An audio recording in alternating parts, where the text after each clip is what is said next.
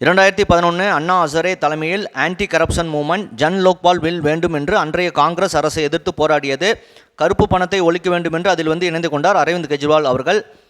நாளடைவில் ஆம் ஆத்மி பார்ட்டி என்ற அரசியல் கட்சியை ஆரம்பித்தார். அதில் அண்ணா ஹசாரே அவர்களுக்கு விருப்பமில்லை.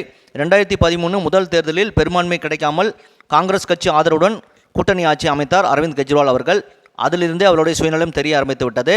நாளடைவில் காங்கிரஸ் கட்சியைப் போல ஆம் ஆத்மி கட்சியும் ஊழல் இயக்கமாக மாறியது. சமீபத்தில் மதுபான கொள்கை முறைகேட்டில் அமலாக்கத்துறையால் கைது செய்யப்பட்டு டெல்லி திகார் சிறையில் அடைக்கப்பட்டிருந்த அரவிந்த் கெஜ்ரிவால் அவர்கள் 2 நாட்களுக்கு முன்பு ஜாமீனில் வெளியே வந்துவிட்டார்.